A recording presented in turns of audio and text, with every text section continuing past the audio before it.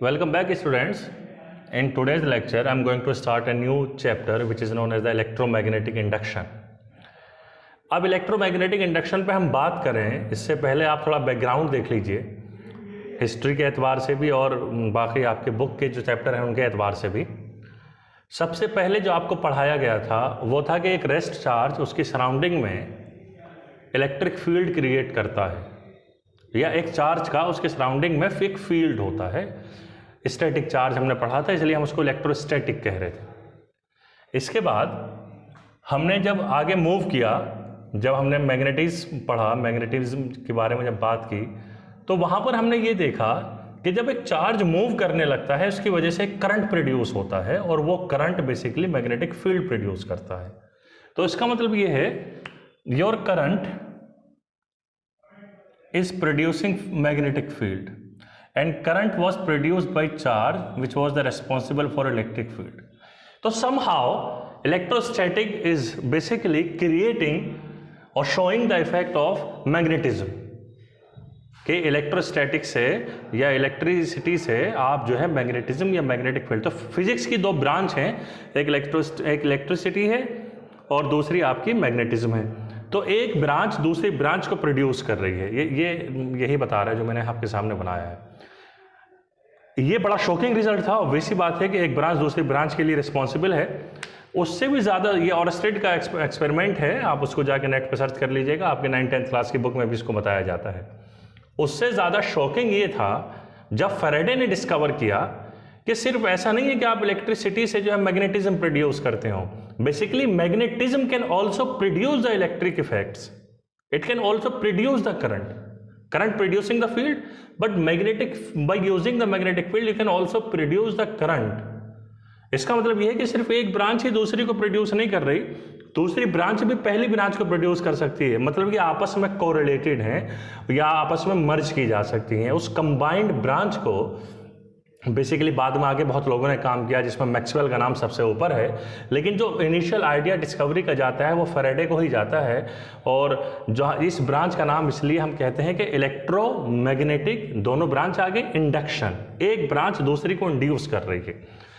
और फैराडे के कुछ लॉज हैं, कुछ उन लॉज को डिस्कस करने से पहले वो एक एक्सपेरिमेंट है जिसके बारे में आपको जो है कुछ रिजल्ट डिड्यूस करने हैं, और फिर उन रिजल्ट्स के बेसिस पे ये बताया गया कि एक ब्रांच दूसरी ब्रांच को कैसे प्रोड्यूस कर रही है। तो वो रिजल्ट हैं क्या? उस रिजल्ट के लिए आपको ये करना होगा कि आपको एक रिंग लेनी होगी, कंडक्टिंग रिंग लेनी होगी। मान लीजिए ये आपकी रिंग है, और आप जो है इस रिंग के साथ एक गैल्वेनोमीटर कनेक्ट कर दीजिए। गैल्वेनोमीटर बेसिकली करंट अगर यहाँ आएगा तो गैल्वेनोमीटर की जो निडल है वो फौरन डेविएट हो जाएगी। तो डिफ्लेक्शन अगर करंट शो करे, अगर यहाँ पर गैल्वेनोमीटर की निडल में डिफ्लेक्शन जरा भी हो तो इसका मतलब है कि यहाँ पर करंट पैदा हो गया किसी न किसी तरह। अच्छा जी, ये एक आपकी कॉपर वायर की या किसी भी कंडक्टिंग मटेरियल की एक आपकी कॉयल है। इस कॉयल के पास एक मैग्नेट लाया गया, नॉर्थ और साउथ पोल मैग्नेट में होते हैं, आप जानते हैं इस बात को। तो एक मैग्नेट को इसके पास लाया गया विथ सम वेलोसिटी v, इस तरह से। जैसे जैसे इसके पास लाया गया और फिर इसको वापस ले जाया गया, जैसे यानी कि जब तक इस रिंग के रिस्पेक्ट में इसके रिलेटिव मोशन को आपने मेंटेन रखा, तब यहां पर आपकी निडल जो है वो डिफ्लेक्ट हुई। यहां पर कोई सेल नहीं लगी हुई है, यहां पर कोई बैटरी नहीं कनेक्टेड है। तो इसका ओनली जो ऑब्वियस रीजन है वो सिर्फ ये हो सकता है कि इस मैग्नेट के पास और दूर जाने की वजह से, यानी कि इस मैग्नेट के इस रिंग के रिस्पेक्ट में रिलेटिव मोशन होने की वजह से यहां पर एक करंट प्रोड्यूस हुआ। इसके अलावा कोई लॉजिकल एक्सप्लेनेशन है ही नहीं। गैल्वेनोमीटर की निडल डेविएट हुई है, डिफ्लेक्ट हुई है, इसकी वजह सिर्फ ये हो सकती है कि यहां पर करंट आया है कहीं से, और जब यहां पर कहीं से करंट आया है तो इसका मतलब ये है कि वो करंट सिर्फ इसकी मोशन की वजह से आया है, क्योंकि जब मैग्नेट यहां पर नहीं था तो तब गैल्वेनोमीटर जीरो में था, उसकी निडल जो थी वो रेस्ट में थी। तो और ये क्या है? ये एक मैग्नेट है। That means magnetism, magnetic quantity और your magnet is basically responsible for the current. इस करंट को हम इंड्यूस्ड करंट कहते हैं। क्या कहते हैं हम इस करंट को? इंड्यूस्ड करंट कहते हैं, और इस फिनोमिना को हम इलेक्ट्रोमैग्नेटिक इंडक्शन कहते हैं। तो बेसिकली इंड्यूस्ड ईएमएफ को इस कर्ली ई से लिखा जाता है, और ये होता है work done per unit charge to produce the induced current, यानी कि work done per unit charge to produce the current which is induced by this magnet is basically known as the electromagnetic क्या कहेंगे आप इसको, field कहेंगे या आप इसको कहेंगे इंड्यूस्ड ईएमएफ कहेंगे इसको हम। अच्छा जी, तो यहाँ पर एक करंट प्रोड्यूस हो गया फॉर एग्जाम्पल इस तरह से, ठीक है। ये है जब जब आप इसको ज़्यादा तेज़ी से मूव कराते हैं तब इसके निडल में डेविएशन ज़्यादा होता है। इसका क्या मतलब है? इसका मतलब ये है कि आपका जो करंट है, इंड्यूस करंट, वो ज़्यादा होगा अगर इसकी वेलोसिटी ज़्यादा है। इसके बाद अगर आप जो है मैग्नेट को पास लेके आ रहे हो तो करंट की कुछ और डायरेक्शन है, अगर आप मैग्नेट को दूर लेके जा रहे हो तो करंट की कुछ और डायरेक्शन है। इंड्यूस्ड करंट की जो डायरेक्शन है वो बेसिकली बाद में लेंज ने दी थी, लेंज लॉ ऑफ इंडक्शन में, उसको हम पढ़ेंगे। यहाँ पर हमें सिर्फ ये देखना है कि एक मैग्नेटिज्म इसको प्रोड्यूस कर रहा है। हाँ, अगर ये रेस्ट में आप रख दें, अगर आप इसको रेस्ट में रख दें तो यहाँ पर इंडक्शन जो होगा वो जीरो हो जाएगा, यहाँ पर करंट जो होगा वो जीरो हो जाएगा। तो इसका मतलब यह है कि इसका कंटिन्यूअस मोशन में होना जरूरी है। अगर ये कंटिन्यूअस मोशन में है तो ऐसी क्या चीज है जो यहाँ पर चेंज हो रही है, जो इसके रेस्ट में होने पर चेंज नहीं हो सकती? उस चीज को समझने से पहले मुझे एक थोड़ा सा आपको मैग्नेटिक फ्लक्स के बारे में बताना होगा। मैं यहाँ पर अब इसकी डिटेल में नहीं जाऊँगा मैथमेटिक्स में। आप सिंपली जिस तरह से इलेक्ट्रिक फ्लक्स को पढ़ते थे, electric flux is basically the surface integration of electric field around a closed surface ds, ये होता था। इसी तरह से सेम इसी तरह आपका मैग्नेटिक फ्लक्स हो जाएगा b डॉट, ये क्लोज के लिए नहीं आता है, क्लोज के लिए जीरो हो जाएगा, ये हो जाएगा आपका b डॉट ds। और अगर ये b और ds आपका एरिया और फील्ड कांस्टेंट हो तो आप इसको सिंपली b इंटू एस या b इंटू ए भी कह देते हो। एरिया को जो है एस या ए से रिप्रेजेंट कर लिया जाता है, ठीक है। तो ये आपका मैग्नेटिक फ्लक्स हो गया। इसकी जो यूनिट हो जाएगी वो हो जाएगी वेबर। वेबर इसकी यूनिट होती है और इसको WB से लिखा जाता है। तो यहाँ से B की एक यूनिट और आ जाएगी। B कितना हो जाएगा? B is equal to magnetic flux upon area, और मैग्नेटिक फ्लक्स की यूनिट है वेबर, तो इसको वेबर पर मीटर स्क्वायर भी लिखा जा सकता है। तो आपके मैग्नेटिक फील्ड जो टेस्ला होता था, ये 1 टेस्ला के इक्वल होगा 1 वेबर पर मीटर स्क्वायर। तो ये यूनिट की बात हो गई। खैर, तो अब फैराडे ने क्या बताया इसमें, जो बाद में ऑब्जर्व क्या किया गया, उसके लिए ज़रा एक और एक्सपेरिमेंट कर लीजिए। मान लीजिए कि आपके पास ये कोई नेल है किसी तरह का, और इसके ऊपर आपने एक कॉयल लगा रखी है, और इस कॉयल को आपने एक बैटरी से कनेक्ट किया हुआ है, और उस बैटरी के आगे जाके एक की है, ये की है आपकी, और फिर ये यहाँ पर कनेक्टेड है। ओके, एक दूसरी कॉयल है, इसी नेल पे आपने उसको वाइंड किया हुआ है, और इस के साथ एक गैल्वेनोमीटर G4 गैल्वेनोमीटर होता है, ये कनेक्टेड है, गैल्वेनोमीटर कनेक्टेड है। अच्छा, इसमें क्या ऑब्जर्व किया गया कि जैसे ही आप इस की को टैप करते हैं, यानी कि जब आप इस की को क्लोज करते हैं, ऑब्वियसली बात है इस बैटरी से करंट फ्लो होने लगेगा यहाँ पर। एग्जैक्टली एट दैट मोमेंट यहाँ पर एक डेविएशन होता है। और जब आप इस की को प्रेस रखते हैं, दबाए रखते हैं, जब आप इस की को, भाई आपने इस की को बंद किया और बंद ही रहने दिया, तो जिस वक्त बंद किया था एग्जैक्ट एट दैट मोमेंट यहाँ पर डेविएशन आपको दिखा। But after that this needle of galvanometer is come into the rest again, even current is continuously flowing। लेकिन जिस वक्त करंट ने बहना शुरू किया था एग्जैक्ट एट दैट मोमेंट तो इसमें डिफ्लेक्शन हुआ निडल में। लेकिन जब करंट कंटिन्यूअसली फ्लो होता रहा इस कॉयल में, तब इसके अंदर डेविएशन जो है वो वापस जीरो हो गया, वापस निडल जो है आपकी जीरो पे आ गई। उसके बाद जब आपने इस की को ओपन किया, तो एग्जैक्टली एट दैट मोमेंट जब आपने इस की को ओपन किया था, जब यहाँ पर करंट फ्लो होना बंद हो गया, एग्जैक्टली एट दैट मोमेंट इसमें फिर से डिफ्लेक्शन हुआ। लेकिन जब थोड़ी देर तक आपने इसको ओपन ही रखा तो आपका डिफ्लेक्शन जो है वापस जीरो पे आ गया। इसका मतलब क्या है भाई? इसका मतलब ये है कि अगर करंट के फ्लो होने से यहाँ पर डेविएशन होता या डिफ्लेक्शन होता, तो जब आपने की को क्लोज किया था और जब आपने क्लोज ही रखा था, तो करंट तो उस वक्त भी फ्लो हो रहा था। जब करंट उस वक्त टाइम भी फ्लो हो रहा था, at the moment of pressing the key, current is starting to flow in this coil and it remain flowing in this coil, तो इसका मतलब ये है कि आफ्टर सम टाइम जब इसमें डिफ्लेक्शन जीरो हो गया, करंट तो तब भी यहां पर मौजूद था। अगर करंट ही इस डेविएशन का, इस डिफ्लेक्शन का रीजन होता तो तब भी यहां पर डेविएशन, आपकी नीडल जो है वो जैसा अगर ऐसे गई थी तो वो ऐसे ही रहती, वापस जीरो पे ना आती। अगर वापस जीरो पे आई है, इसका मतलब current is not the whole source for this deflection. Current is responsible for this, but current is not entirely responsible, or current is not the responsible in the sense in which we are thinking about it. जब आपने इसको open कर दिया तो current flow होना बंद हो गया, करंट जीरो हो गया इस कॉइल में, तब भी डिफ्लेक्शन मिला। इसका मतलब यह है कि करंट अगर ना हो तो इसमें कंटिन्यूअस डिफ्लेक्शन रहे, ये भी जरूरी नहीं। तो ऐसा हो क्या रहा है at the time of pressing and at the time of opening of the key, हो क्या रहा है कि जिसकी वजह से हमें यहाँ पर डिफ्लेक्शन मिल रहा है?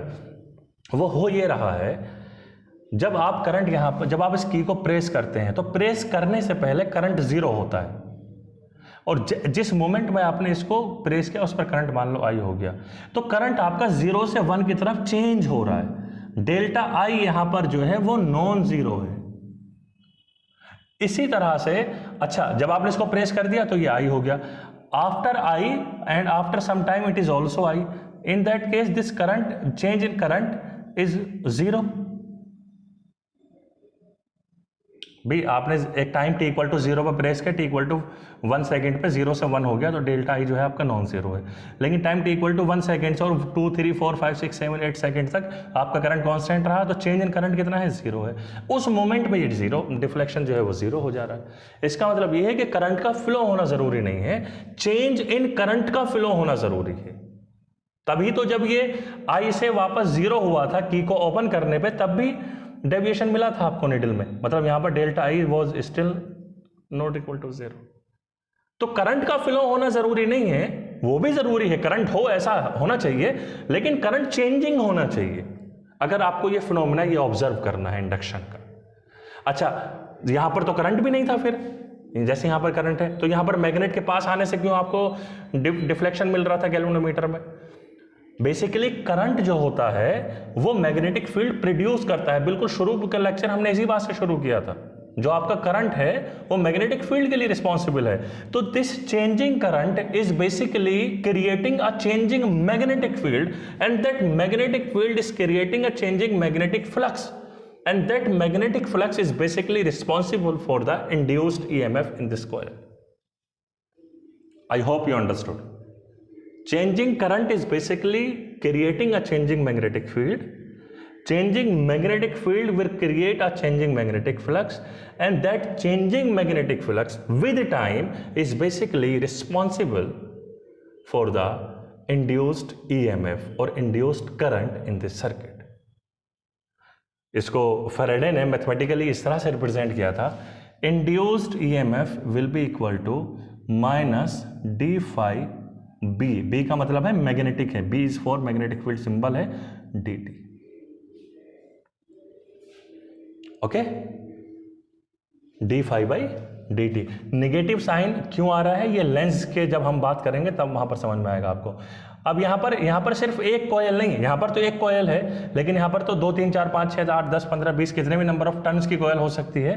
तो in general you will write it at minus N D five B by dt. This is the law of electromagnetic induction given by Faraday.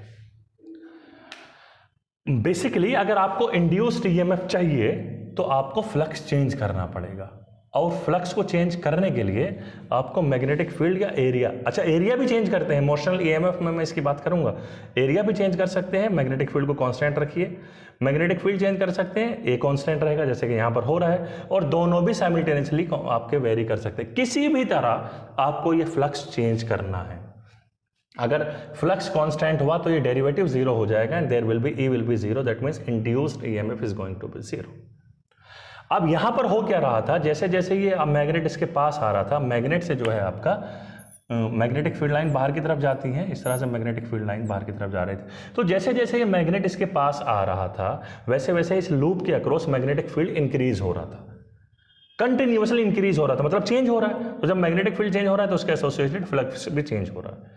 तो इसी वजह से यहाँ पर आपका करंट मिल रहा था। जैसे जैसे ये दूर जा रहा था तो आपका मैग्नेटिक फील्ड डिक्रीज हो रहा था।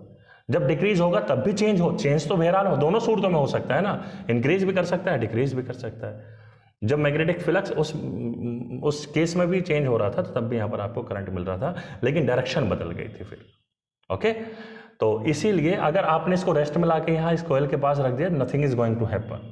इसकी रिलेटिव मोशन जरूरी है into the ring of this conductor. तो I hope you understood this basic idea of electromagnetic induction. जो क्वांटिटी मैंने यहाँ पर डिफाइन करी है इनके बारे में आप समझ गए। तो इसी लॉ पर बेस्ड एक न्यूमेरिकल है जो मैं करने जा रहा हूँ आपके लिए। हमारे पास एक n नंबर ऑफ टर्न्स की कॉयल है जिसको हम सोलेनॉइड कहते हैं, हम पढ़ा चुके हैं एक लेक्चर में। ये इसमें करंट फ्लो होता है I1 मान लीजिए, या I मान लीजिए, मर्जी है आपकी, आप इसको I कह दीजिए। इसके अंदर एक और छोटी सी कॉयल है, कॉयल C। अब इसके कुछ पैरामीटर दिए, जरा वो देख लीजिए। इस पहली वाली कॉयल में 220 टर्न्स पर सेंटीमीटर है। आपको पर मीटर चाहिए ऐसा यूनिट में काम करने के लिए, तो आप इसको 100 से डिवाइड करेंगे, 10 सेंटीमीटर को 10⁻² लिखेंगे आप मीटर में कन्वर्ट करने के लिए, तो इट विल बी 100 से मल्टीप्लाई हो जाएगा टर्न्स पर मीटर। इसमें जो करंट गिवन है, that current is 1.5 ampere and the diameter of this bigger coil, it is equal to 3.2 centimeter. The diameter of small coil C, it is equal to 2.1 centimeter. इससे छोटी है, आप देखें इसको। And the number of turns, total number of turns in the small coil will be 130 turns.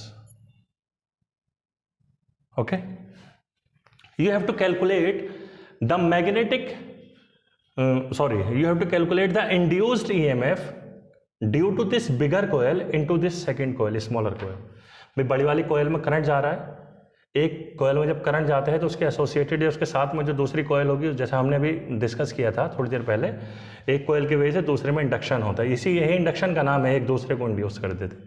तो इस बड़ी वाली कोयल की वजह से इसमें छोटी वाली कोयल में कितना EMF इंड्यूस होगा, आपको ये कैलकुलेट करना है। फॉर्मूला बड़ा सिंपल है इंड्यूस का, it is equal to -N/dt। N is the number of turns in secondary coil NC, तो आप इसको लिख देंगे -NC/dφ/dt। तो आपको पहले चाहिए क्या, आपको पहले चाहिए rate of change of flux. Okay, और यहाँ पर आपका जो मैग्नेटिक फील्ड है वो कितना है जी, मैग्नेटिक फील्ड आपका हो जाएगा, क्योंकि ये आपका सोलेनॉइड है, it will be equal to μ0 N times I, और एरिया हो जाएगा आपका πr²। और सवाल में ये कहा गया है कि after 25 milli seconds this current is going to 0। तो जब करंट ही 0 हो जाएगा तो मैग्नेटिक फील्ड भी 0 हो जाएगा, और जब मैग्नेटिक फील्ड 0 हो जाएगा तो फ्लक्स खुद ब खुद 0 हो जाएगा। तो फ्लक्स आपका इस वैल्यू से 0 तक चेंज हो रहा है। फ्लक्स क्या है, इनिशियल वैल्यू ऑफ फ्लक्स कितनी हो जाएगी, B/A, and B/A means μ0 NI × πr²। ये इनिशियल वैल्यू है। फाइनल वैल्यू आपकी जो फ्लक्स की हो जाएगी that will be equal to 0। तो change in flux delta phi will be equal to F minus phi, initial minus final, तो it will be equal to 0 minus this thing, 0 minus μ0 NI πr²। मैं values अभी नहीं रख रहा हूँ। तो देखिए जब आप इसको 0 में से माइनस करेंगे तो क्वांटिटी माइनस क्या आएगी, तो delta phi is going to be minus μ0 NI πr²। और टाइम कितना लग रहा है इसको चेंज होने में, डेल्टा 25 मिली सेकेंड्स, मतलब 25 × 10⁻³ सेकेंड्स। तो delta phi upon delta T, जो कि dφ/dt मैंने यहाँ पर लिखा है, उसकी वैल्यू यहाँ से आ जाएगी। और NC आपको गिवन है, आप सिंपली यहाँ पर इंड्यूस EMF निकाल लीजिए। Therefore induced EMF in small coil C will be equal to minus NC मतलब number of turns in second coil, which is C, and it is equal to 130. So it will be minus 130, and delta phi upon delta T minus mu naught time Ni pi r square divided by delta T is 25 into 10 is to the power minus 3. तो ये minus minus plus हो गया obviously. ये सारी values रखे जब आप इसको सॉल्व करेंगे, 130 म्यू नोट की वैल्यू हो गई 4 pi into 10 is to the power minus 7, and number of turns in the primary coil that is equal to 22,000. I it is the current which is equal to 1.5 ampere. Pi 3.14 r square. Radius of this 3.2 का half हो जाएगा 1.6 centimetre का मतलब है 10⁻⁻². थोड़ी बड़ी सी calculation है. Divided by 25 into 10⁻⁻3. So this induced EMF is going to be, हमने क्या रखी है ये वैल्यूज पहले से 7.5, और आप इसको लिख लीजिए 75 इंटू 10⁻⁻3 वोल्ट पर मीटर. तो आप इसको लिख सकते हैं 7.5 milli volt per meter. This is the induced EMF and this coil 75 milli volt, sorry per meter नहीं आएगा, फील्ड की बात नहीं हो रही है, EMF की बात हो रही है, मिली वोल्ट. तो I hope you understood how to use this formula, induction formula given by the